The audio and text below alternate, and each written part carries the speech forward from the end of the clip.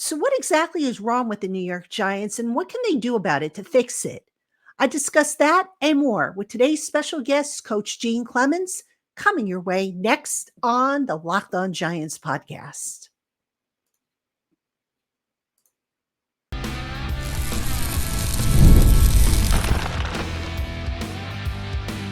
You are Locked On Giants, your daily New York Giants podcast, part of the Locked On Podcast Network, your team every day. This episode of the Locked On Giants podcast is brought to you by Game Time. Download the Game Time app, create an account, and use the promo code Locked On NFL for $20 off your first purchase. Terms apply. Hello, New York Giant fans, and welcome to another edition of the Locked On Giants podcast, part of the Locked On Podcast family, your team every day. I'm your host, Patricia Traina, credential member of the New York Giants media for Locked On, as well as for New York Giants on SI, which is where you can find all the written work that I and my team produce.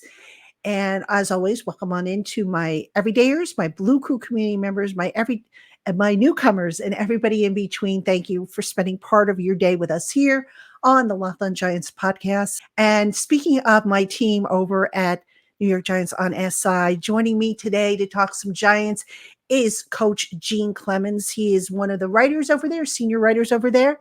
He is also the host of a Giant Issue podcast, which is part of the New York Giants on SI family. You can find that on the New York Giants on SI YouTube channel. Check it out. Coach Gene's got some good stuff coming up. And Coach Gene, thank you, as always, for joining me. And thank you for having me. And thanks to all of the people who've come over from Locked On that have seen me on your podcast, that have come over and said, hey, I saw you the first time a couple years ago on PT's thing, and I really do appreciate it. It's been a great response so far over the first few months of the podcast, and we've just continued to try to build on it. And I really do appreciate the Giants fans welcoming in someone who doesn't profess to be a Giants fan, but professes to love the game and wants to give it from what I believe is an objective view. And Coach Gene, that's why we've asked you back, because I've had several people say to me, you got to have Coach Gene back on. You got to get his takes on what's going on with this New York Giants team, a team that is now 1-3. They could have maybe been 2-2. I mean, they were one kicker away that week 2 game, but let's talk about the bigger picture items, starting with the offense. The offense, I think we can probably agree, is a little worse than it was last year, averaging 15.0 points per game, which is less than what it averaged last year. The big plays are not coming. The run game is struggling. Coach Gene, when you look at this offense, where do you start as far as the biggest problems on this unit? I think it starts with the way it was constructed. It was a miscalculation. And I think the miscalculation was believing that Daniel Jones could operate in the same manner as some of these elite level quarterbacks can, where if the running game isn't working, and if people aren't breaking off, big runs, that he could single-handedly distribute the ball in a way that would allow them to have success. I just don't think that was the smartest move in the offseason. When you don't bring back a home run hitter like Saquon Barkley. And I will say, for all of the people out there that said that Saquon Barkley was no longer a home run hitter and all that stuff, look what he's doing now. It still looks the same. And when you don't have a home run hitter like that, when you decide that you're going to go for an offensive line that's more built for pass blocking than they are for run blocking, then you're going to suffer in that area. And now what we're seeing is a philosophy of a quarterback who's looking to get the ball out their hands fast. And so it's turned into this dink and dunk offense where I'm going to throw the ball 1 million times to Malik Nabers. I'm going to throw the ball 1 million times to Wan'Dale Robinson. And if you're throwing it to them 1 million times in short, then who are you throwing to intermediately, right? And so now that defense doesn't have to worry about anyone behind them. They know that you're going to throw the ball almost 70% of the time to these two guys. We're going to sit on those routes. We're going to rally the tackles. We're going to be close to the line of scrimmage. So when you try to run it, we're all right here anywhere. And it looks like the equivalent of what if you ever seen a youth soccer team, like when they're first starting and everyone just kind of is moving in one area, that's what the Giants offense looks like right now. It looks like a bunch of plays that is all meant to be caught like right on the first level, and they're not getting anything explosive behind it because the guys that you want to be explosive are too busy catching the ball at the first level. Yeah. And, speaking of the deep pass, Gene, the Giants have attempted some deep passes, but they haven't had much success. Daniel Jones is either underthrowing guys or overthrowing guys. From your perspective, what's behind this? Because this has been going on really since the start of training camp when he was overshooting guys and now he's underthrowing guys. Is it mental at this point? Is it just not making the right decisions? What do you see as being the biggest and most common denominator in terms of why they are not hitting these passes down the field when they do try them? Well, first off, he's never been great at it. Like, it's never been like his forte. One of the real reasons why people think why a lot of people don't believe that Darius Slayton ever reached his full potential in New York was because there were some times where he wasn't being hooked up with when he was going deep. So it's always kind of been an issue. I think now the problem is there's no touch. There's no touch there. There's no understanding of when to pull the trigger. I'll give you two plays, and I'm sure people have talked about it before, but these are the two plays that I've been looking at.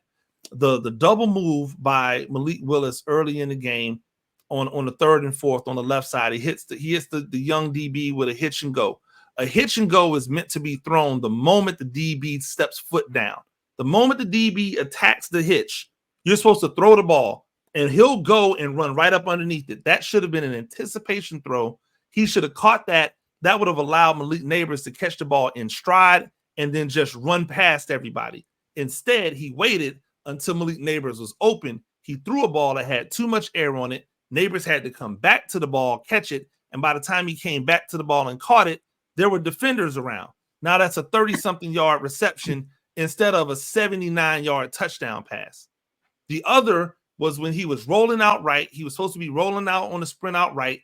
Malik Nabers was coming on an over route back to the left. He had beat the defensive back early. It should have been a 1-2 and throw the ball because he was open right now. He could have just threw it to an open area. That's anticipation because he knows, I don't have the big arm to be able to just launch these things. If you saw the Bills game, Josh Allen had a ball where he was one step out of bounds, right hand just launches it down. That's Josh Allen. We saw another play where Patrick Mahomes hits a guy. The ball sails 61 yards in the air. He hits the guy in stride right into his hands for a touchdown. That's Patrick Mahomes. Those are two of the best that are doing it in this game. That's not Daniel Jones, and he should have an understanding of that. And he should be able to know, I've got to throw this ball with anticipation. That's something that Tyrod Taylor has done well. And funny enough, it's something that Tommy DeVito did pretty decently when he was in here. It's one of the few things that I gave him props on was that he was getting the ball out of his hand in time enough to where guys could run underneath the ball without having to stop or come back or fight for it as a 50-50 ball. That's the biggest issue that I see with the deep passes that he's thrown this year. And unless something changes in his physiology or in the way he thinks about the game mentally, I don't know how you improve on that going forward. Gene, what about you look at the personnel selection, the packages and all that stuff, the Giants going with a lot of heavy personnel. Is that hurting them, or do you think it's necessary that they go with so much, heavy personnel, or is there a method to the madness there? I have no clue, PT, if I'm being honest. I don't, because the tight ends have been non-factors in the passing game. So if you're going to have these 265, 255-pound, like great looking tight ends like out there, and you're not going to target them at all. I think both guys had one target. I don't think Daniel Bellinger had a target at all. And if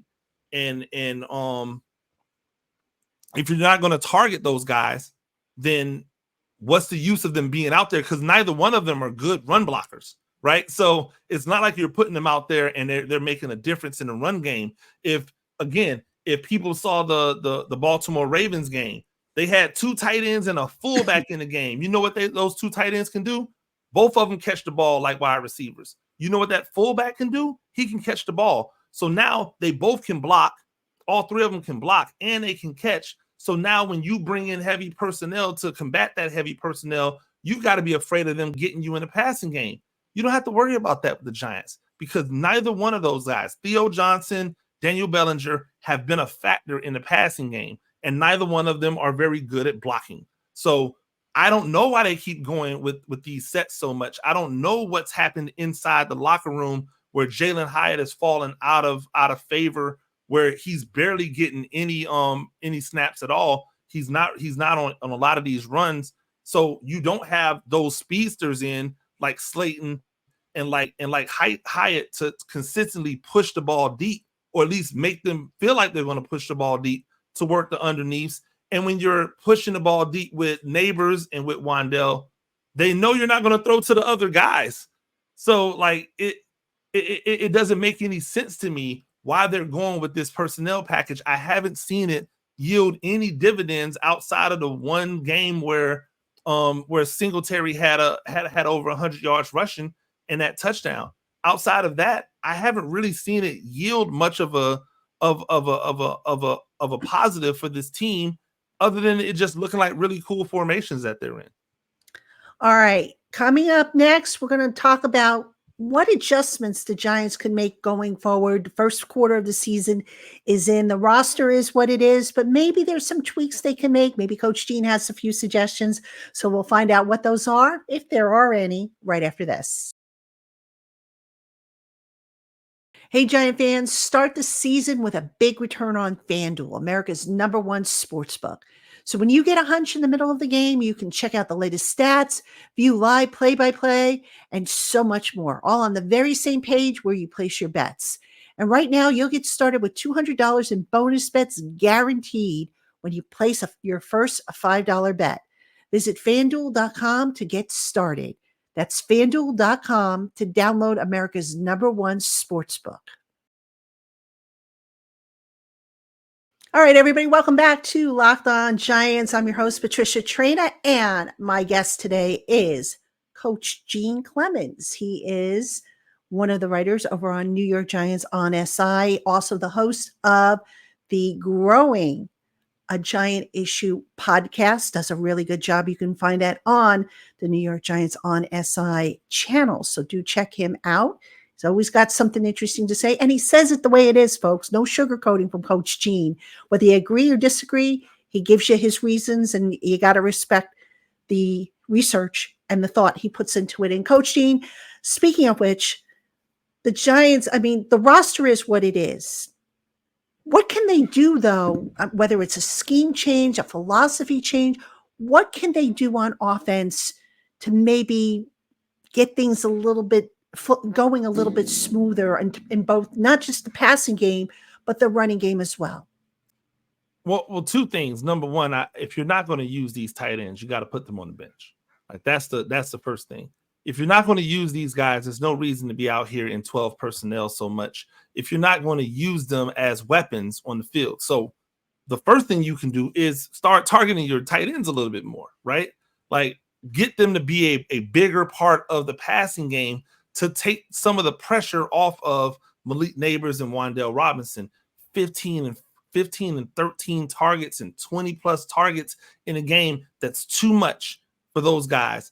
At this point, it's pretty much too much anytime because it allows the defense to zero in on 1 or 2 people to stop.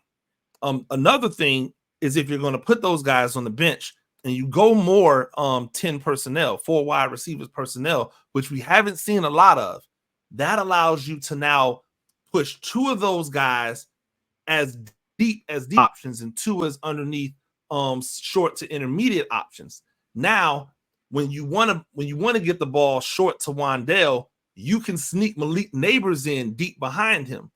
Or when you want to get the ball short to Malik Nabers, you can sneak Wan'Dale Robinson intermediate and then have a Darius Slayton over the top. Defenses have to start respecting the layers of that. it can't just be catching a bunch of quick outs and hitches and stick routes and short crossers. You have to really look to press the short, the intermediate, and the deep routes in order to get the defense to open up, to expand vertically. So now the run game becomes a little bit easier underneath, and you start catching a little bit more of these receivers in the intermediate, which is where I think Daniel Jones can thrive as well. We know he can throw the ball short, but he's actually a good intermediate ball thrower, which is why I don't understand why I haven't seen him do that more. But I think it's because of the way in which they're putting these route combinations together. There's just nobody there. There's a tight end there, and that tight end isn't getting opened or isn't a factor, and we're not seeing them there. So instead of having tight ends running these routes, get Jalen Hyatt out there, get Darius Slayton out there. If it's not Jalen Hyatt, get another wide receiver out there. Get some legs with some speed and some quickness out there to be able to stretch his defenses out and make them have to cover the full field and not just the underneath routes. Gee, before I get to the defense, I want to ask you about the offensive line, because when I look at the offensive line, the way it's configured, not bad as pass protectors, but the run blocking has just not been where it needs to be, I think. Do you agree? And if so, where do you see the biggest problem with the run blocking? Well, I mean, I agree. I've been talking about this, for the longest. They brought in pass protection guys, right? And remember what the original plan was.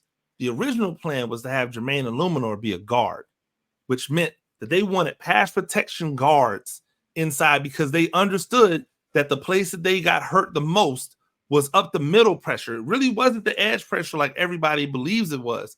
It was the up the middle pressure. They were a sieve inside the A gaps and B gaps.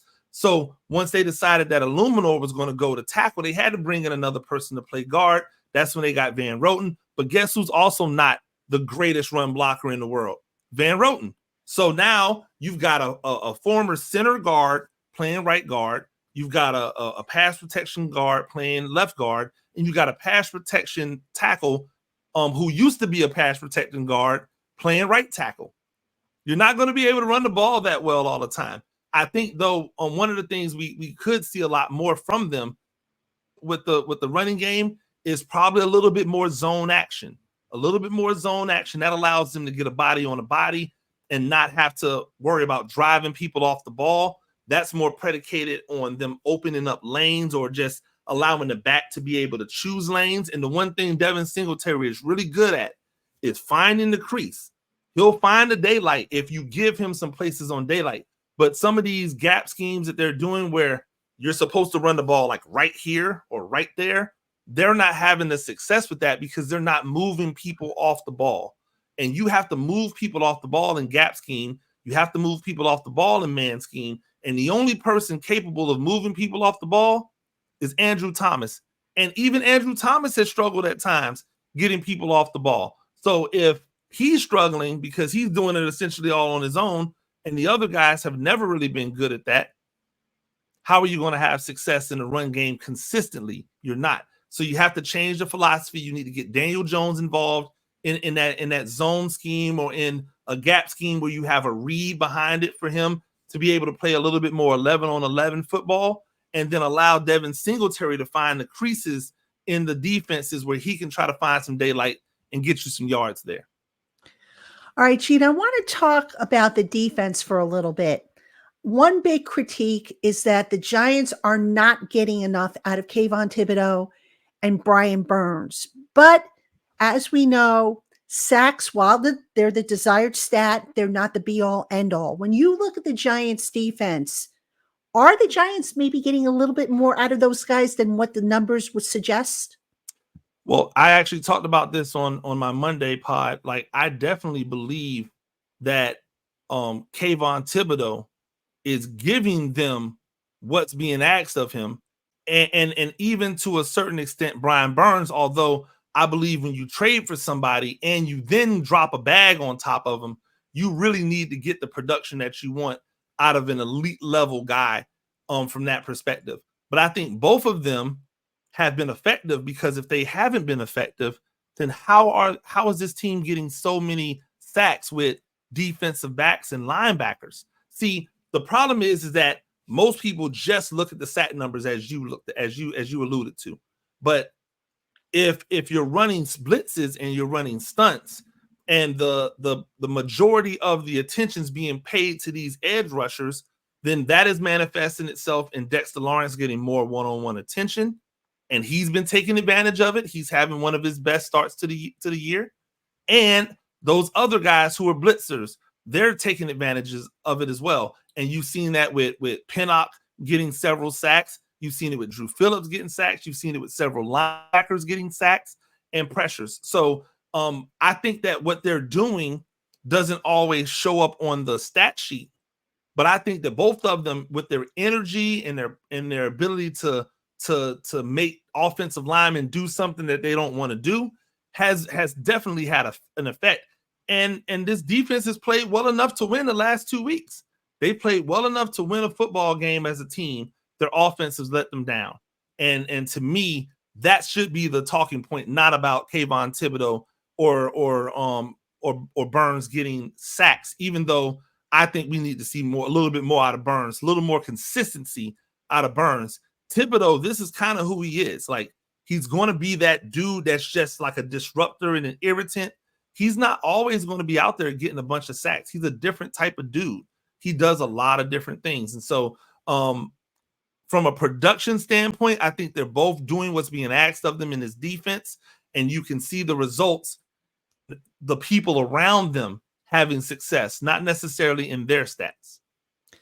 Gino, staying with the defense, coming into this season, the defensive secondary was a big question mark. Now, last week, the Giants didn't have Drew Phillips. They didn't have Adoree Jackson. If I remember correctly, they put Cordell Flott mostly in the slot. They had Nick McLeod on the outside. Two-part question for you. Number one, how has that defensive secondary looked to you? And is the fact that maybe they're not getting as consistent production up front with the front seven, how much is that affecting those guys on the back end? Well, I'll say this. I don't think that the problem has been with the other defensive backs. If we want to really be honest about it, Deonte Banks has not been the cornerback one, legitimate, all-pro caliber cornerback one that people thought he was going to be. And that's really where it comes down to, because if you're talking about the touchdowns that have been given up, they've been given up to the number one receiver. And who's on that number one receiver? It's Deonte Banks. Now, has it been awful? I wouldn't say it's been awful, but it's been pretty bad.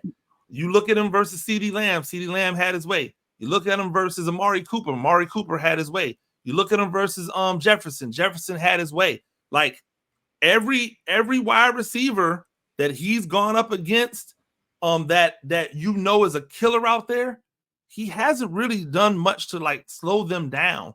On the other side, those guys have done a great job of holding their water. And again, I go back to this. The Cowboys scored 2 touchdowns early, halfway through the first quarter, a little bit through the second quarter. That quarter and a half, they gave up 2 touchdowns. The next 2.5 quarters, the Giants would not let them in the end zone.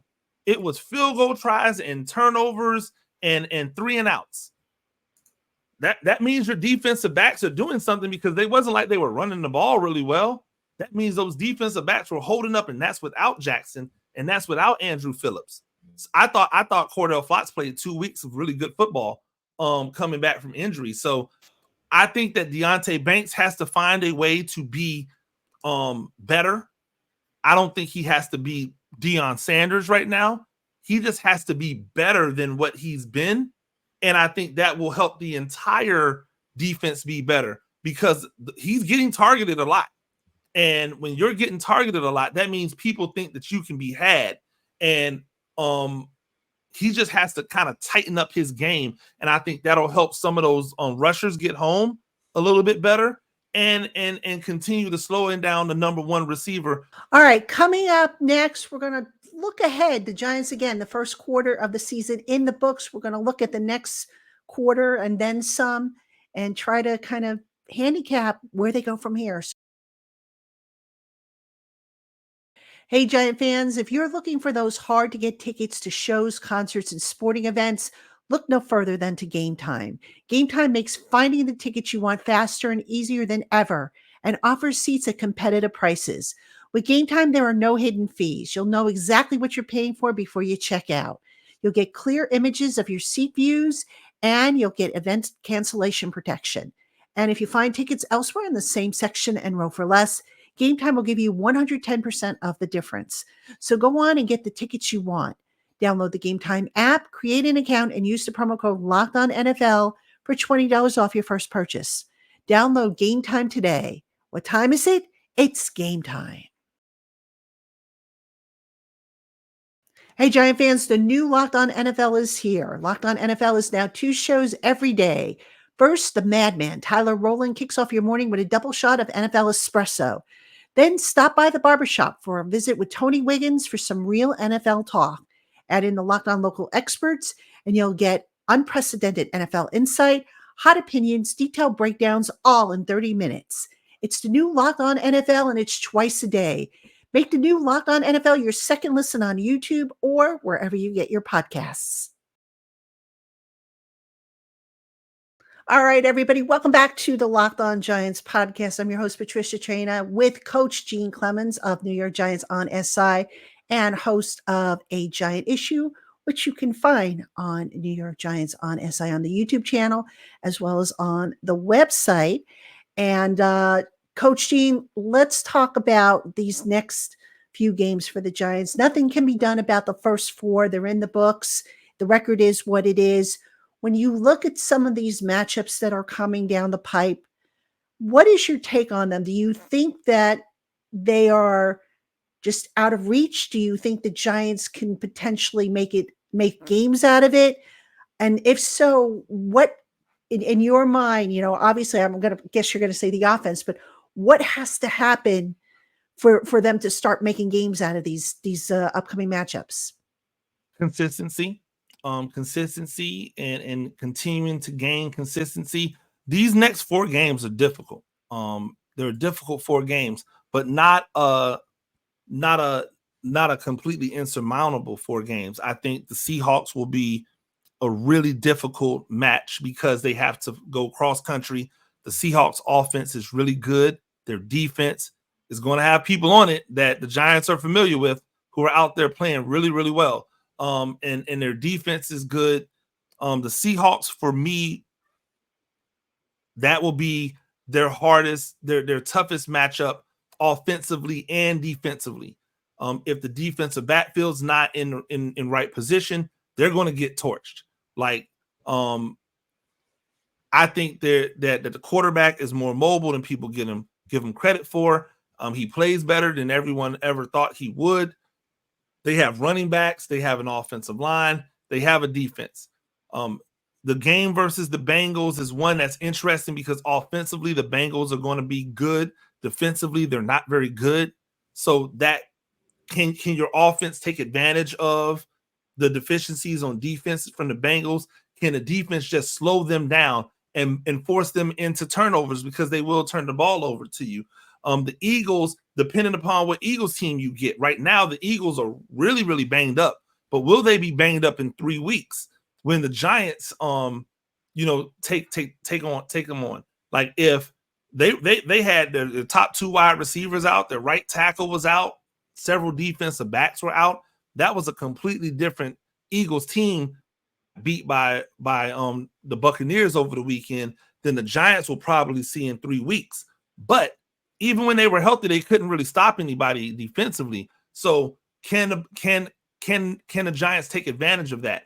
And can they hold them down in the run game? That'll be big. And then they have to go and play the Steelers. That'll be black and blue. That'll probably be their toughest defensive matchup of everything. So I think these next 4 games, this next 4 clump can give Giants fans a look at whether or not they can be competitive for the next 9 games, if that makes sense. Like the way that they play in these 4 games will likely show whether or not they're going to be competitive the second half of the year or whether we're playing for a top 5 pick. in the next game. I think these 4 games will definitely show that. Yeah, I agree. This is a very challenging slate coming up. Gene, when you look at this Giants team, Darius Slayton was asked this question on the call this morning about the identity of the offense. I want to extend this though to offense and defense. Does this Giant team have an identity on offense and defense? And if so, what is it? I think defensively it's bend but don't break. And look for the market correction, look for the inefficiency in the offense, look for them to make a mistake. And then offensively, what it seems like it wants to be is force you up and then take a shot and hit you over the top. The problem is they haven't been able to capitalize on the over the top part on a consistent or even a regular, like occasional basis to this point. So I think they'll continue to try to be efficient in their passing game, short, quick routes, and continue to work to get guys deep or open deep. But that remains to be seen if that part of the offense is going to come together. I don't think this team is built to run. And so because they're not built to run, everything that they get in the run game is going to be gravy on top of whatever they're doing in the pass game. This team was built to throw the ball all over the place. And so because of that, I think that's what they have to lean into. Just throw the ball, but it can't be 15 and 13 targets to 2 guys and then 5 to 1 and then 1 to everybody else. It really has to be a better target share across the board for these receivers. Speaking of which, Sheehan, this will be my final question to you. Do you think the Giants are relying, and I know this is going to sound silly, Giant fans are going to say, what are you, crazy? But I got to ask this anyway. Do you think they are relying a little too much on Malik Nabers? Because I have flashbacks to Odell Beckham Jr. Remember when Odell was here and the Giants kept throwing to him, and then suddenly they, teams started to figure out how to slow him down a little bit and lessen his impact. Do you think the Giants are falling into that same trap with Malik Nabers?